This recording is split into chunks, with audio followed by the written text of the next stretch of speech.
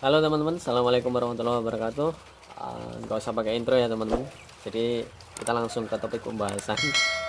Jadi gini teman-teman, kemarin kan saya buat video ya. Itu judulnya usaha ternak puyuh itu tidak menjanjikan jika bla bla bla seperti itu ya. Jadi ada penonton, sebagian penonton yang mungkin salah paham karena mungkin lihat judulnya saja, terus atau mungkin lihat thumbnailnya saja, atau mungkin orangnya itu nonton tapi di skip atau mungkin nonton videonya itu tidak sampai habis dan akhirnya ngambil kesimpulan terus salah paham seperti itu. Jadi di sini saya akan memperjelas teman-teman, maksudnya itu usaha ternak puyuh itu tidak menjanjikan jika bla bla bla, kan di situ ada pengecualian ya teman-teman. Jadi ada pengecualian di situ. Maksud saya ya, kalau ternaknya 500 ekor ya oke lah, 1000 ekor, 2000 ekor, 3000 ekor itu cukup sih teman-teman, untuk biaya hidup itu cukup.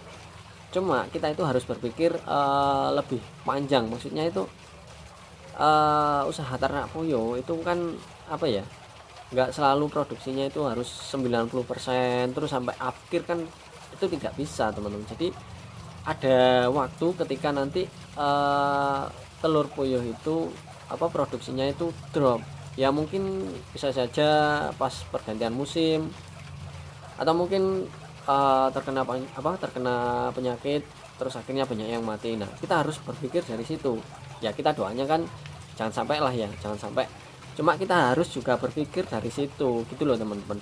Kalau kita cuma ternak populasi sedikit terus kita tidak ada pemasukan lain ya, kita hanya mengandalkan dari ternak itu saja ya, jangan ngarep kalau itu akan menjanjikan untuk teman-teman gitu loh maksud saya. Jadi kalau ternak 1000 ekor 500 ekor, 1000 ekor, 2000 ekor, bahkan 3000 ekor, itu kita itu masih banyak waktu luang teman-teman. Jadi waktu luang itu masih bisa kita pergunakan untuk pekerjaan yang lain atau mungkin kerja di luar seperti itu. Jadi ibaratnya kalau ternak puyuh populasi sedikit itu sih kalau menurut saya itu cocoknya itu untuk sampingan teman-teman, bukan suatu usaha rumahan yang dijadikan penghasilan tetap seperti itu. Kan kita tidak tahu ya nanti sewaktu-waktu harga telur murah atau apa yang terjadi ke depannya, kan kita itu tidak tahu. Jadi seperti itu ya. Kalau populasi sedikit ya itu tadi cocoknya itu untuk usaha sampingan, bukan usaha tetap ya, usaha rumahan seperti itu. Nah, kalau nanti ada misalkan, kan banyak kan yang yang bertanya kan orang yang sudah berumah tangga, karena orang yang berumah tangga itu kebutuhannya lebih banyak daripada yang belum menikah, kan seperti itu kan ya teman-teman. Misalkan katakanlah ada orang yang awalnya kerjanya di kantor atau mungkin di pabrik, istilahnya terikat dengan perusahaan lah seperti itu ya, terus pengen punya usaha sendiri. Semua orang kan pengen punya usaha sendiri ya. Nah, pengen punya usaha sendiri tapi pekerjaan utamanya ditinggalkan, langsung beralih ke ternak puyuh. Katakanlah ya ternaknya cuma 1000 ekor. Nah, itu jangan ngarep kalau teman-teman itu ternaknya akan menjanjikan untuk teman-teman. Iya, untuk biaya hidup 1000 ekor, 2000 ekor, 3000 ekor pun cukup teman-teman. Saya katakan itu cukup. Bahkan itu ya masih bisa lah, masih ada sisa.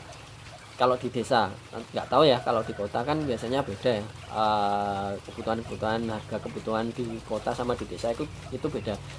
Tapi kalau desa itu cukup teman-teman. Tapi untuk mengantisipasi itu kita kan perlu perlu berpikir lebih jauh gitu loh teman-teman, seperti itu. Jadi ya kalau ternak 1000, 2000, 3000 ekor punya waktu luang ya, kenapa kita tidak gunakan untuk usaha lain. Misalkan kita manfaatkan membesarkan DOQ, meremajakan di puyuh, langsung nanti kalau sudah waktunya siap telur kita tawarkan ke media sosial. Nah, ada yang nawar ya jual. Kalau tidak ada yang nawar ya kita buat sendiri. Jadi ternak kita itu akan semakin bertambah. Nah, seperti itu kan teman-teman. Jadi kalau misalkan teman-teman yang yang awalnya ikut atau kerja di kantor, kerja di pabrik, terus ingin beralih ke ternak puyuh, saran saya jangan dilepas dulu pekerjaan utamanya. Jadi sambil sambil punya usaha ternak sendiri di rumah, juga sambil kerja di luar seperti itu. Ternak 1000, 2000, 3000 ekor itu lo masih banyak waktu luang teman-teman. Jadi sayang kalau tidak sesuai ekspektasi yang awalnya. Wah, ternak puyuh itu sangat sangat menjanjikan ya. Kita jangan berpikir enaknya dulu, pasti semua usaha itu pasti ada untung ruginya seperti itu. Apalagi kalau pemula kan seperti itu ya teman-teman. Kalau sudah sudah berpengalaman di dunia peternakan sudah lama kan ya, itu sudah beda lagi teman-teman, seperti itu. Dan di sini saya juga menemui orang yang seperti itu teman-teman. Jadi saya mendengar langsung dari keluarganya ya, bahkan dari orangnya sendiri juga ada. Itu enggak cuma 1 orang 2 orang teman-teman, ada banyak sih, sekitar kita itu ada banyak. Katakanlah di sini ada orang ya, itu awalnya kerja di pabrik, katakan di situ kerja di pabrik, terus beralih ternak puyuh 1000 ekor, dan langsung berpikir tanpa berpikir panjang, orangnya itu keluar dari pabrik langsung beralih ke ternak itu tadi. Dan apa yang terjadi, akhirnya ternaknya tidak bisa berkembang, dan ya itu tadi. Jadi apakah yang seperti itu bisa dikatakan menjanjikan? Kan enggak ya teman-teman. Jadi ya itu tadi, tergantung orangnya juga sih teman-teman, tergantung pelaku usahanya juga sih. Ya ada ya mungkin yang berhasil, cuma kemungkinan itu sedikit. Tapi yang saya temui itu kebanyakan ya seperti itu tadi. Ada lagi orang yang kerja di kantor terus langsung beralih ke ternak puyuh. Itu langsung beli bibit itu 3000 ekor teman-teman. Bayangkan 3000 ekor langsung. Nah, itu selang beberapa bulan ya, kalau tidak salah itu 4 bulan, itu langsung terkena virus aratan. Nah, sudah keluar dari kantor beralih ke ternak, tapi yang terjadi ternyata ya itu tadi. Nah, seperti itu. Yang kita harapkan itu jangan sampai ya teman-teman.